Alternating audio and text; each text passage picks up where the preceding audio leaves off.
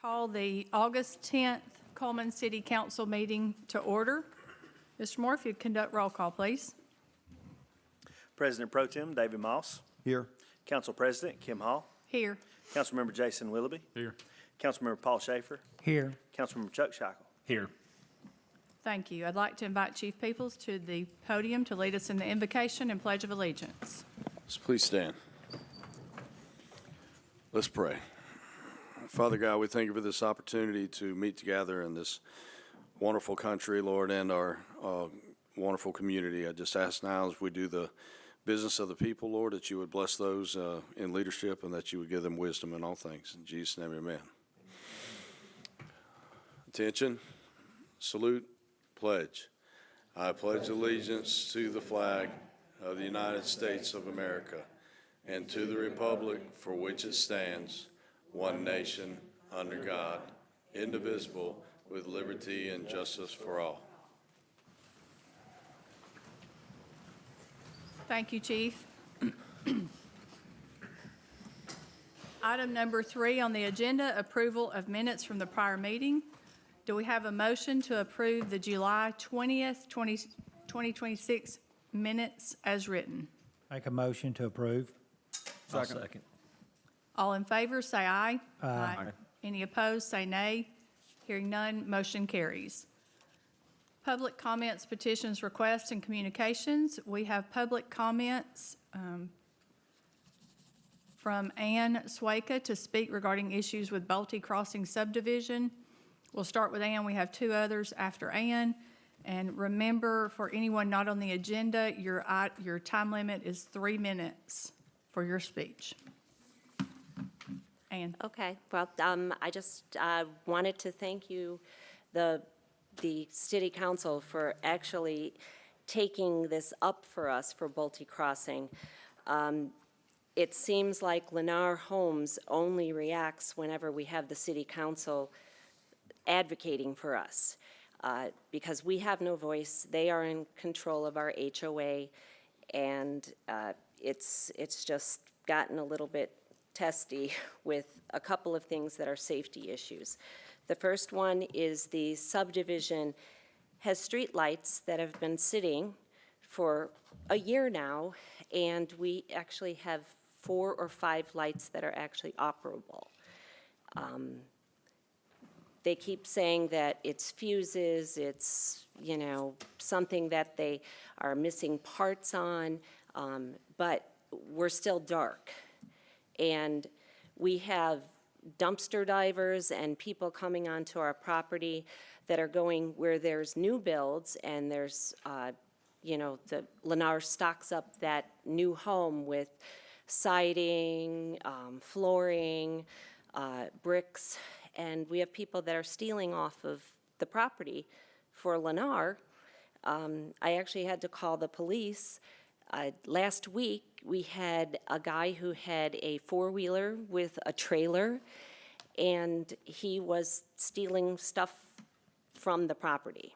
So the police department were able to chase him out, so that worked. And then there is another issue, and this one has to do with the pavement. The pavement has buckled up, and it just so happens to be at Drake and Simmons, and that area in particular has a lot of children, and the children are playing. We've seen them wipe out in that area, but literally right outside of Jessica Pennington's house, she has this big buckle up, and I'm talking, it's probably 18 inches up and 2 little hills. So they plan to not fix it until the property is built out. That can be another 2 years. So if the City Council was able to talk to them about potentially correcting those areas of holes and potholes and buckled up asphalt to fix it for the residents. So, and then the other thing, and this is something that we know you can't do anything about and we can't do anything about, but there are 2 homes that are Airbnbs. We constantly have people going in and out of those two homes, and it's people that come for the weekend. They might come for a week. It could be electrical crews that came in to do some work. But what happens when it's not occupied is there's trucks that come in, and it comes in 1 o'clock, 2 o'clock in the morning, and they're pulling in and loading up the garage with something, and then there's a box truck that comes and takes whatever they put in the garage and they put it into the box truck and then take off. So we don't know what's going on with those two properties. So I would ask that the city council, with future developments, put some kind of a rental thing, agreement that says that they have to have 6-month or 12-month leases. They can't do the Airbnbs.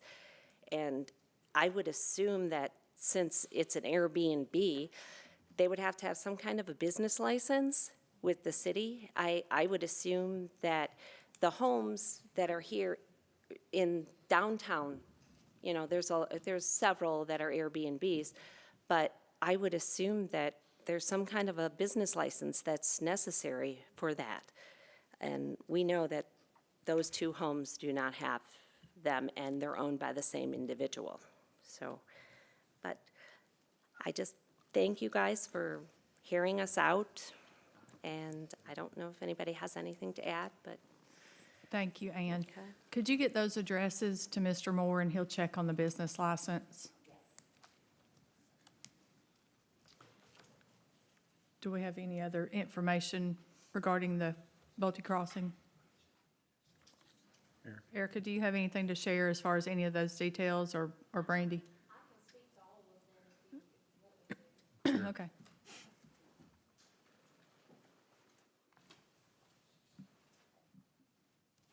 So I do, since you sent the letter, I was able to actually get a few updates that I could hopefully share with y'all this evening. The first issue with the rentals, like I said, if you get those addresses to Westmore, he can check on the business license, and the ordinance that we have requires a lease permit or lease license as well, and he can check on that as well.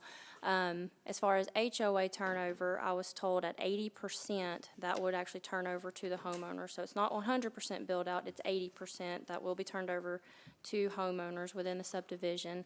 The pavement issues, that actually has been addressed because the Lennar president actually drove through and witnessed the pavement himself, and he has required that when Phase 3 is paved in the next 2 weeks, they're going to also fix Phase 1 as well. So that will be addressed pretty quickly. So the last issue on the street lots, I reached out to the developer who reached out to the electrician. They came out, and y'all are aware, they changed out photo cells and they changed out light bulbs. When they left out, the lights were 100% operational. Now that there's only 4, they were unaware of that, so they plan to be back on site Wednesday morning at 4 a.m. during still dark time, take an inventory, and then start troubleshooting from there to figure out why these lights are not operational, because at this time they don't know. They're like y'all, they don't know why they're not operational yet either. So if there's anything else I can help address, y'all definitely reach out to me. Y'all hopefully all have my email, so. Thank you, Erica. Mr. Gary Hicks signed up. Has Mr. Hicks arrived? No, I haven't seen him. Okay, thank you. Elizabeth McDowell.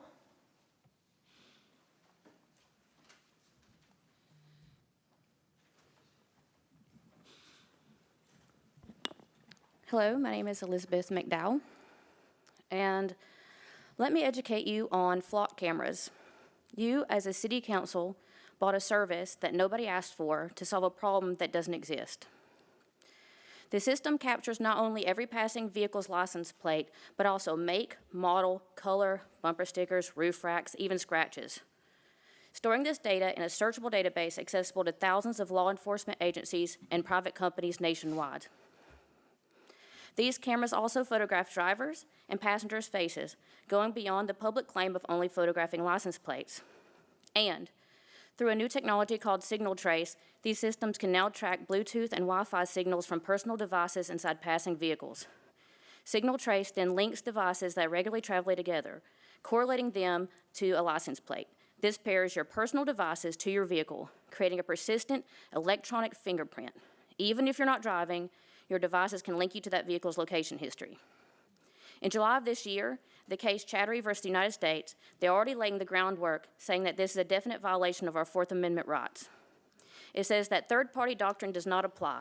The government cannot bypass the Fourth Amendment just because data is stored in a third party like Google or Flock, and the duration of the search is irrelevant. It also ends a legal workaround. Police can no longer argue a warrant is unnecessary because the information is held by a tech company such as Flock. The court emphasized that location history provides an intimate window into a person's life, revealing associations, habits, medical visits, and more. This doesn't even get into the misuse of data as it stands already. There are daily reports of Flock and other ALPR devices being misused. According to Newsweek, law enforcement officers in at least 12 states have faced allegations of misusing Flock, with at least 50 officers charged or prosecuted for misconduct. The vast majority of cases involve officers using the system to track romantic partners, ex-partners, or personal acquaintances. This is happening today, this week, in cities we frequent. A former Albertville police officer has been arrested after an investigation found he allegedly used law enforcement databases to search for information about his ex-spouse and one of her family members. In July, a Springville officer resigned after being found to have misused the camera system in a June audit. This isn't theory. This is a clear and present danger. You are opening people up to being stalked, harassed, and possibly physically harmed by nefarious police and other agencies. Who here wants a third-party private contractor to have that much information about your private life? And while you are violating our Fourth Amendment rights, you are also putting people in danger by allowing these poles to be installed incorrectly and not by DOT-approved guidelines, which requires proper slip plate installation in clear zones. Who is in charge of infrastructure? Why are we not even installing them safely? It's not bad enough to build a surveillance state with our tax dollars, but now you're putting our lives and my children's life in danger by installing them incorrectly. You are now opening the city up to litigation. What's the taxpayer's exposure on a possible case where your Flock camera was used to violate our privacy at best and physically harm someone at worst? I demand all ALPR cameras, not just Flock, be removed from our community and all contracts to be immediately canceled. Thank you. Thank you, Ms. McDowell.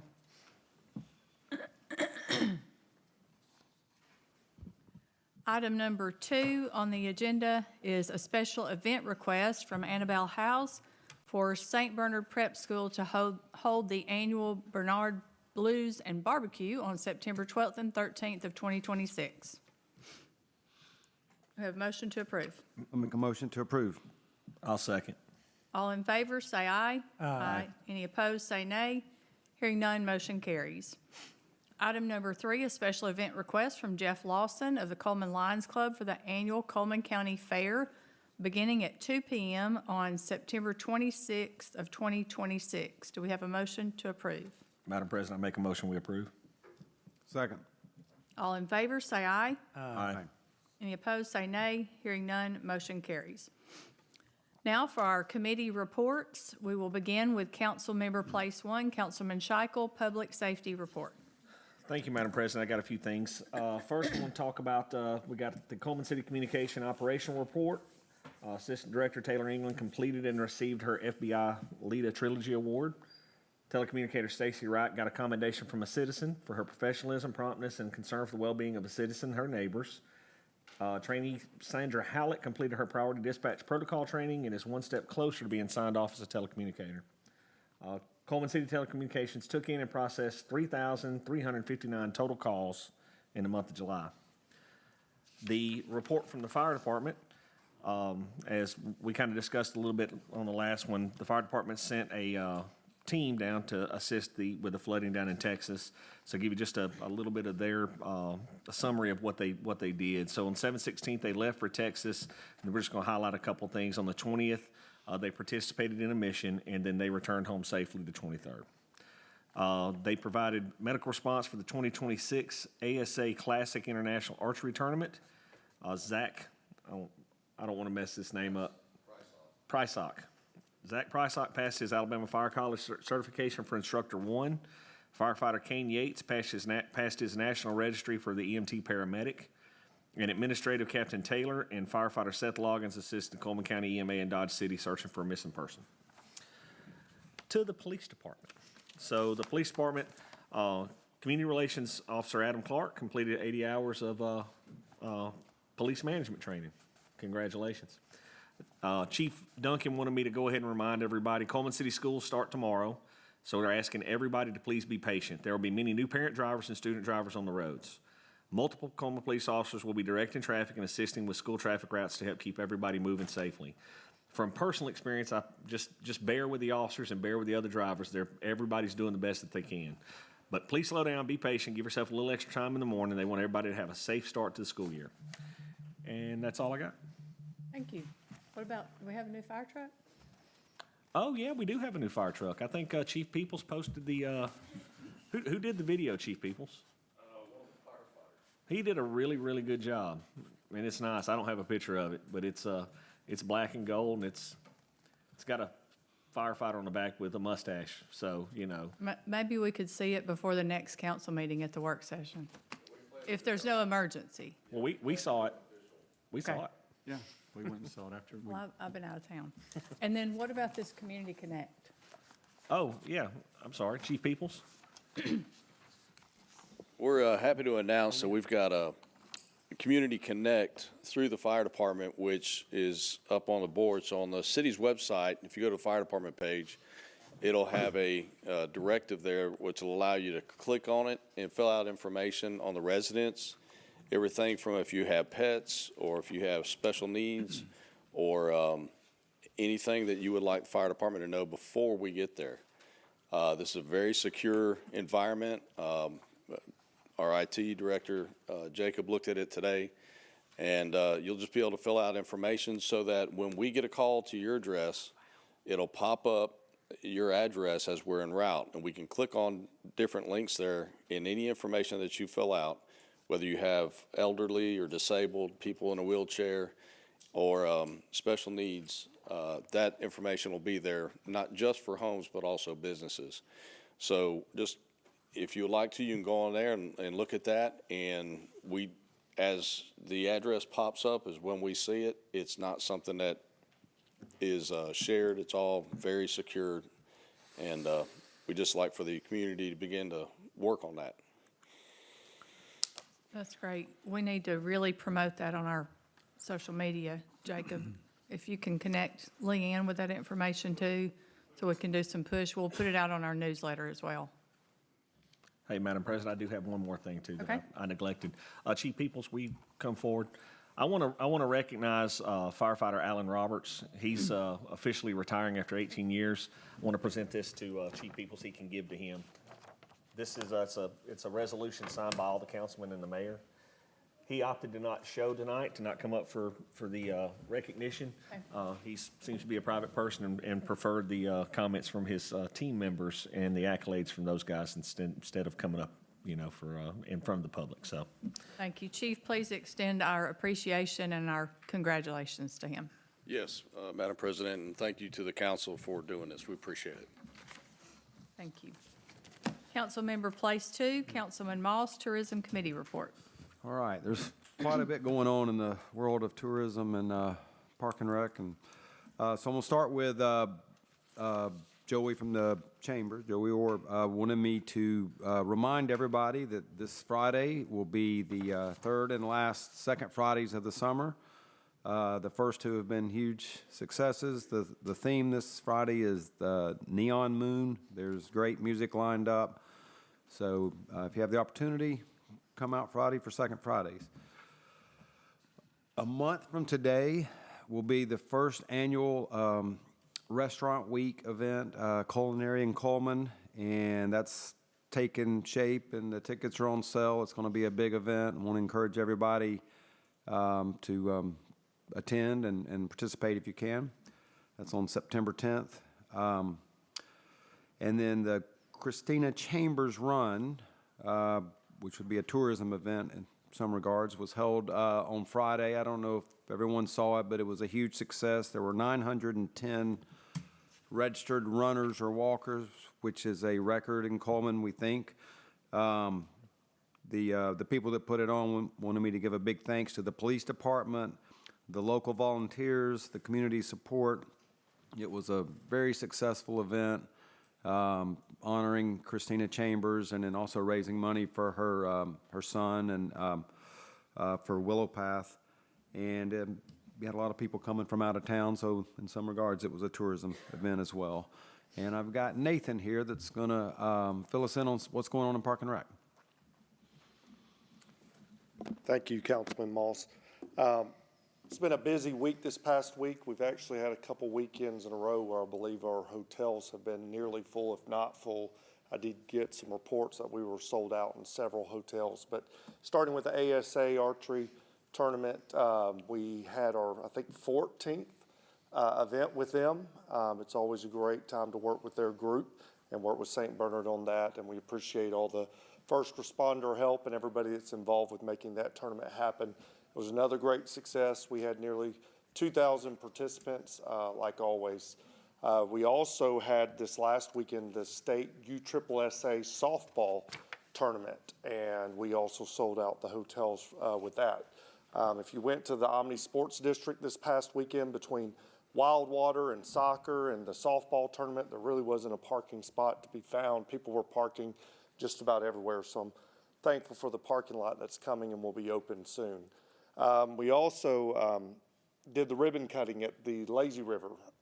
We've had it open all season, but we've been trying to button up a few pieces, mainly with the sidewalks and everything on the far end of the Lazy River. We are mostly through. There's a few little odds and ends we're doing with landscaping. We are going to add another set of steps to complete the loop with the park. But it's already, we've had a great season this season. We do finish Labor Day, but we are closed during the week now that school's started back. But come back any time, any weekend between now and Labor Day.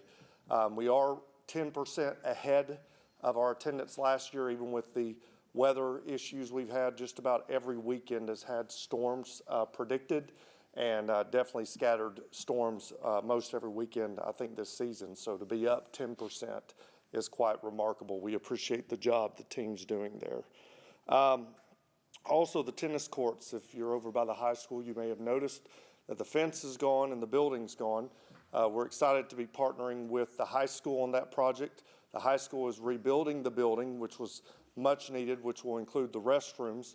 And as a city, you guys have been very gracious to help us rebuild those courts.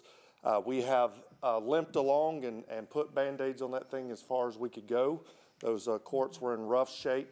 We actually tested the sub-material there, and it was just, you couldn't repair it anymore. So they have been milled up, and the mayor's telling me by the end of the year, definitely before the season starts, those will be reopened. Also, East Side Park, I know that's an agenda item to award the playground bid. We are excited to get that project going and are hopeful to have that open maybe while we still have some good weather in the fall. At least some parts of it. I think we can have the bathrooms and playground and the courts ready around then. But we appreciate all the support, and thank you as always. Thank you, Nathan. That's all I got. I did go to the ribbon cutting, and if you haven't gone over there, go check out the Lazy River area. It's actually really impressive, very impressive. So. Very nice. Thank you. Council Member Place 3, Councilman Willoughby, Public Works. The recycling sign-up sheets are going out to every residential customer throughout the city this month, and they must be turned back in by September the 11th if you choose to go with that option. Completely, it's just an option. The service is planned to start February the 1st of next year. Again, strictly optional, and residents can still use the recycling center for no charge to drop off their recyclables. Sanitation. Okay, so back last year when I was campaigning, one morning I decided to go out to Bolte Road for whatever reason, and knocking on the doors to the residents on the opposite side of where Memory Gardens is at. I had a couple of residents complain about safety issues of crossing Bolte Road to receive their mail, their mailboxes. So of course, there was nothing that I could do about it then. So I don't know. A few months ago, we had some residents come to the meeting. Greg Brown, come to the meeting and complain about speeding on that road. So engineering and Chief Duncan, they put up speed limit, electric speed limit monitors. Later on, just in regular, just casual conversation, Chief Duncan let me know how many cars had passed on that road, and I was like, we have the data now to go after this. So I got with Erica with engineering and gave her a couple of phone numbers that I had retrieved from some out-of-town postal safety people and such as that, and she has got it done. So there's almost 30 residents on that road that have received letters or will receive letters, and they're going to be able to move their mailboxes over to their property's side and eliminate them from having to cross that busy street. So I'm very proud about that. And Erica, you got anything to add? I may have said too much, but I know you got your hands full too, and we appreciate you coming tonight.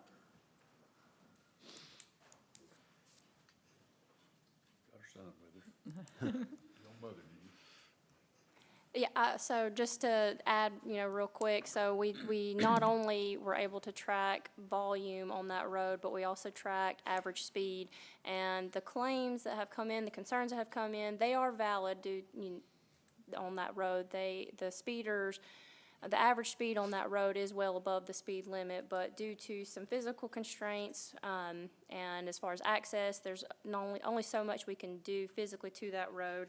But this, I feel like, is one good step to help at least the residents that are on Bolte Road to be able to at least retrieve their mail safely. They don't have to cross the street now. They can be on their side of the road. And having that volume, having that speed data was really beneficial in advocating with the post office. And once they saw the data, they were very adamant to help us. They did not give us any pushback. So that was extremely helpful. So glad we could fulfill one of campaign promises. That's always good. Really good job. I know it was difficult. I appreciate it too. That completes my report. Thank you. Thanks for spearheading that, and thanks to Erica and the mayor and chief and everybody else that was involved in that. The team effort. Councilmember Place 4, Councilman Schaefer, Utilities. Hey, good evening, Madam President. I just got a few things. They continue repairs out at the wastewater treatment plant. Chris Freeman and his team are doing a good job. They had a lot of stuff to repair, and they're working on that. They only like on the 24th Street project, they only like about 200 or 300 feet, and they'll be connected to the pipeline down there. Don't like much more on that. Then also, here's the big thing, on Logan Road, they're fixing to start really digging that up, putting pipe in, redoing the sewer, redoing water lines. So just be patient. That's going to be a big, big project on Logan Street. So if everybody will just be patient with them. And that should start in about 2 weeks. But I appreciate it. Thank y'all. That's all I got. Thank you. And I'm going to piggyback on that with my IT report. If you want to know about the street closures on Logan or any other streets, make sure you visit our website and sign up for alerts, because they will come in via text message or phone call or email, and it is so handy if you have not signed up for those alerts, especially if you're in the Logan Street area, you need to do that. But really, the whole city is very helpful. Also, we are set in the IT department to send deals out on Gov Deals, auction scheduled to go live tomorrow. We have rehabilitation of the radio tower here at City Hall. It's scheduled to begin in August this month. This will include the removal of old communications equipment and repainting the tower. We are also in communications with the Wallace State Computer Science Department to establish an internship program in our IT department so that Students at Wallace who are in computer science will have the opportunity to apply to work with our IT department here at the city. In human resources, we onboarded 30 employees in July, 4 full-time, 1 administrative clerk in the street department, 1 wastewater treatment operator, 1 heavy equipment operator in the street department, 1 general services worker in the street department, 26 part-time seasonal employees, and we off-boarded 32. Our total employee count to date is 965 employees. We are also making progress on the digitization of our records, and we are also in the process of developing a leadership training program for all of our supervisors, especially new supervisors who are new to being a department head, but we'll work with department heads throughout that to train everyone and then train new supervisors as well.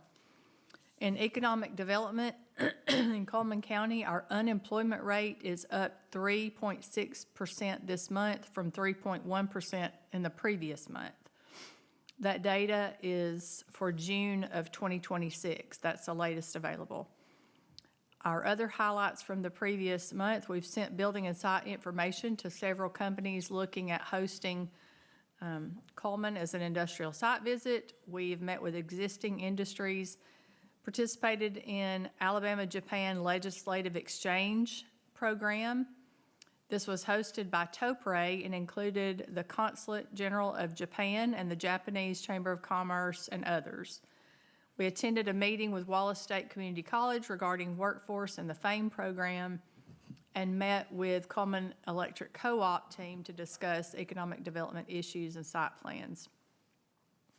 Jamie Troutman attended the Business Council of Alabama's legislative conference this past weekend, and she participated in meetings pertaining to legislation for the 2027 session.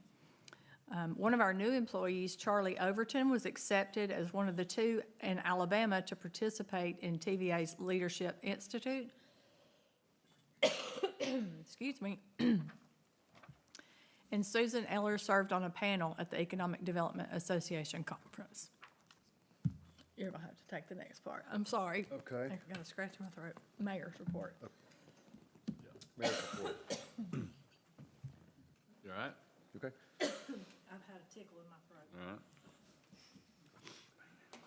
So, a lot of things that I would say has already been talked about, which is fine, and through the other reports. One thing that wasn't brought up is, I call it the green parking lot, just north of the city, across from the police department. We're getting around to finishing that other piece that we had, but we had to tear a building down to make that happen. Well, that happened last week. So by the time we get to Oktoberfest, hopefully October, I think we'll be through by then, we'll see.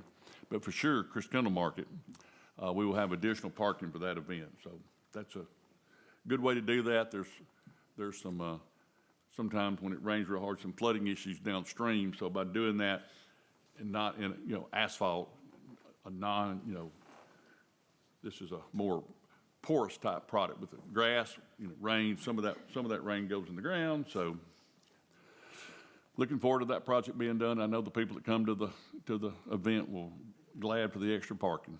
That's all I got. Thank you. Moving to unfinished business, we have the second, I turned my microphone off, sorry. Moving to unfinished business, we have the second reading of ordinance 2026-45 to amend zoning ordinance section 6238, walls and fences, which received a favorable recommendation from the Planning Commission. We have a motion to adopt. Make a motion to adopt. Second. Roll call vote, please.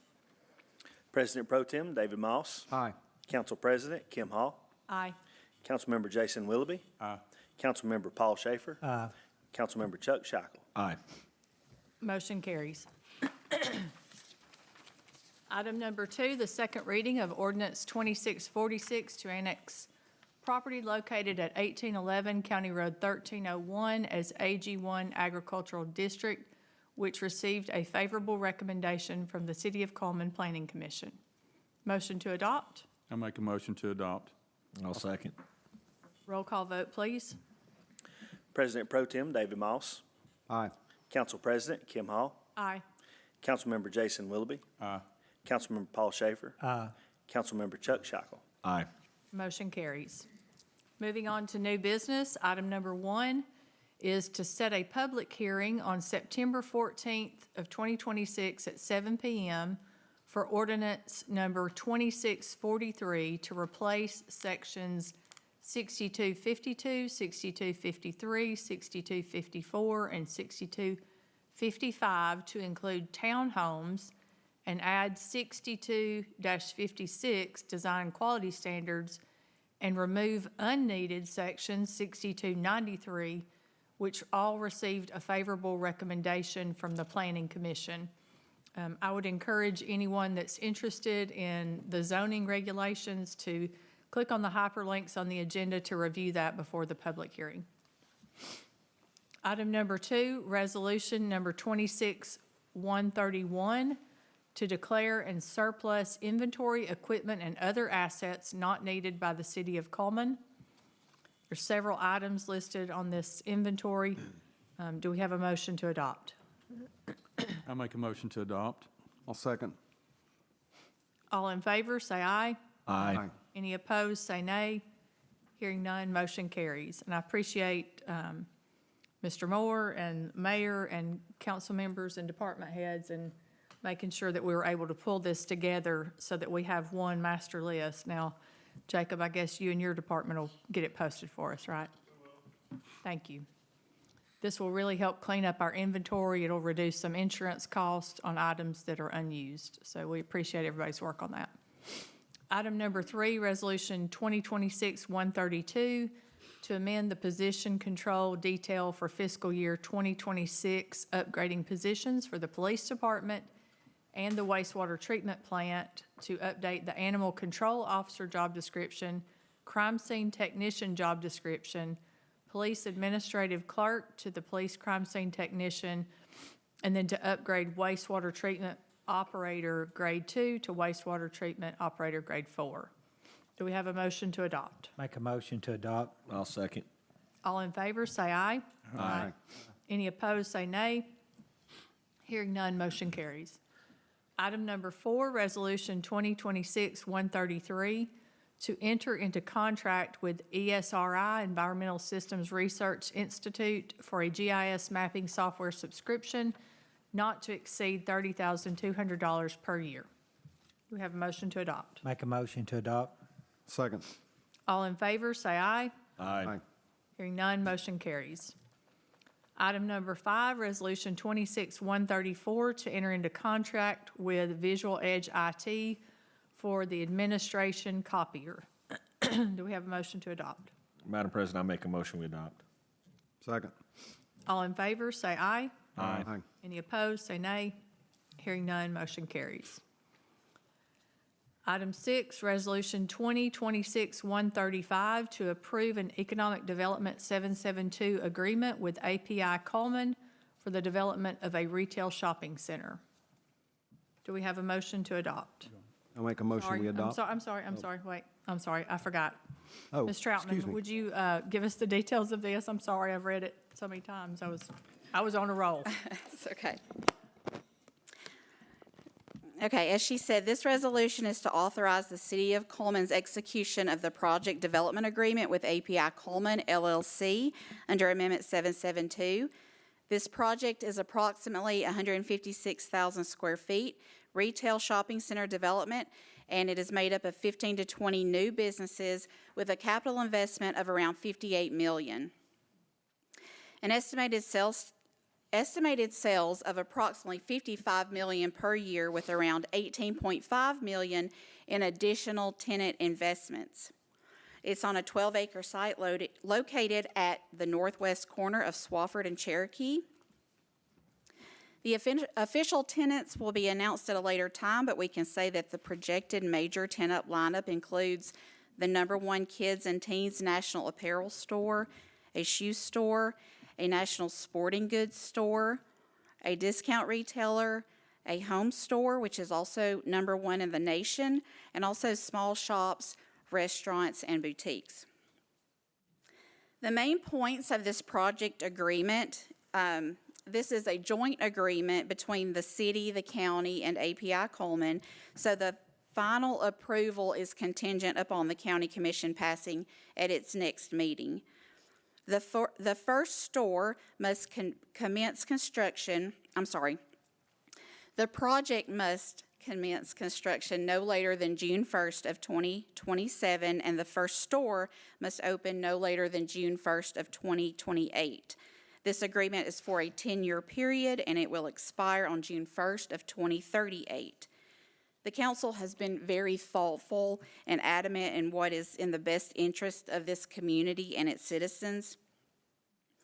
When the city was first approached by this project, they were asking for a significant amount more than the amount that has been reached with this agreement. Just some high points. The city will give a rebate on sales and use tax charged on construction materials.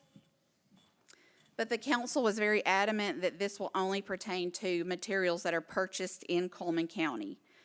The developer will receive a rebate on 1/2 of the 1.75% in net sales taxes collected by the city of Cullman, and this rebate will not pertain to any businesses that already exist in Cullman and relocate to this location, or restaurants. In both cases, these payments have not to exceed clauses, so the developer does not receive them if they don't perform. The city will also share the cost at a 60-40 split with Cullman County for improvements to Swafford Road, and this also may include in-kind work. The developer may not transfer ownership for the purpose of capitalizing or completing this project prior to the 10-year agreement period. And also, I'm going to share some numbers, but please remember that these are estimates. The sales tax amounts received during the 10-year incentive period after the incentives have been paid are as follows. The City of Cullman General Fund, about $8 million. The Cullman City Schools, $5.8 million. Cullman County General Fund, $5.9 million. Cullman County Schools, $7.2 million. Volunteer fire departments, $314,000, and other municipalities excluding the City of Cullman, $2.5 million. So the amount paid in incentive cost over the 10-year period to the development will be about $6 million. But during that same period of time, this project is expected to bring in $29.7 million in sales and property tax revenue. This project goes fully back on the tax rolls after 10 years, and this amount does not include the payrolls of the tenants. So this is all new money that is generated. They have to perform to get these incentives.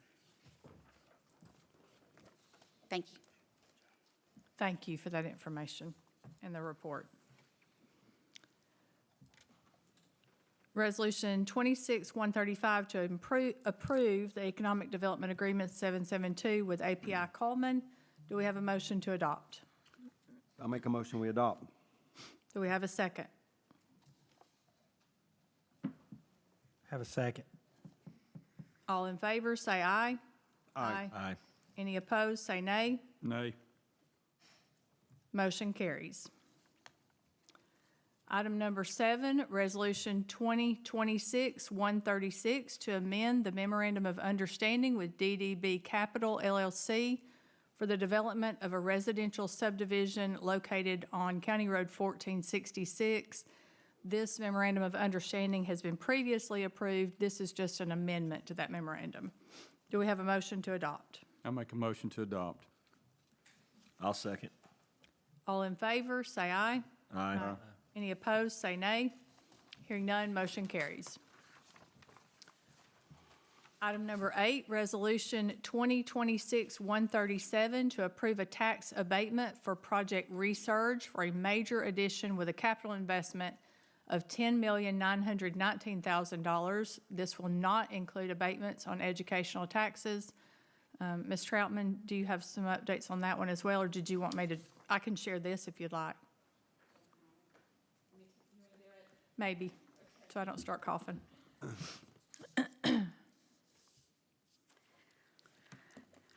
This project consists of the installation, commissioning, and startup of a new robotics, paint supply equipment, safety and control upgrades, conveyor system, and a new addition to the existing building, which includes structural steelwork. This is a new robotics and paint supply system for Resurge Automotive, which is the former Rahal Automotive. The new jobs created will be 180. These are full-time, no temp jobs. They hope to get up to about 250 in the future. Research currently employs 338, and like you said, this capital investment is $10,919,000. This project will add about $8 million to their already existing payroll, and they plan to commence operations around the end of the summer in 2027. So they're a valued employer in our community, and they have made great efforts to diversify their customer base, and that's what this is in relation to. And they mentioned earlier that they would be working with Wallace State and Athens State College to develop that workforce. Yes. And also, I do have the total taxes to be abated during that 10-year period. That's $575,400. And then the education taxes cannot be abated, and that is expected to be $697,768. And that is for toward Cullman education. County Schools and Cullman City Schools Yes, combined. combined. Okay. Thank you. Do we have a motion to adopt Resolution 26-137? I make a motion to adopt. Second. All in favor, say aye. Aye. Any opposed, say nay. Hearing none, motion carries. Item number 9, Resolution 26-138, to authorize the mayor to sign a grant agreement with the U.S. Department of Transportation and with ALDOT for the replacement of the St. Bernard Bridge and supporting infrastructure improvements. Do we have a motion to adopt? I make a motion to adopt. Second. All in favor, say aye. Aye. Any opposed, say nay. Hearing none, motion carries. Resolution number 26-139, to award the bid to the lowest responsible bidder, Recreation Concepts, LLC, for the installation of the playground equipment and synthetic turf at Eastside Park, and to authorize the mayor to negotiate any potential cost savings. Do we have a motion to adopt? I'll make a motion to adopt. Second. All in favor, say aye. Aye. Any opposed, say nay. Hearing none, motion carries. Item number 11 is the first reading of Ordinance 2647 to establish a grant submittal policy for the city of Cullman. That's only the first reading, so it will be brought up at our next meeting. Item number 12, the first reading of Ordinance 2648 to establish a procurement policy for the city of Cullman. Again, that is a first reading, and it will be brought up at our next meeting. Item number 13, we do not have any board appointments this evening for consideration. And the last item, council comments and remarks, just a few announcements. The next city council meeting will be Monday, August 31st, 2026 at 7 p.m. Remember, as Councilman Scheichel mentioned earlier, Cullman City Schools, our schools do start tomorrow, so there will be a lot of traffic on the streets and a lot of new parents and new drivers. So be aware and be on the lookout, and plan to leave your home early if you need to be somewhere by 8 o'clock. Also, as Councilman Moss mentioned, Second Fridays will be coming up this Friday. This will be the last one for the season. And also this Friday is the Cullman Football Jamboree with Corner. That will be at Oliver Woodard Stadium on Mark Britton Field this Friday at 6:30 p.m. So if you're looking to get out for an evening, you can go to Second Fridays and catch some football this Friday night. And the first Cullman regular season football game will be next Friday at Boaz. This time, do we have a motion to adjourn the meeting? I make a motion, we adjourn. Second. All in favor, say aye. Aye.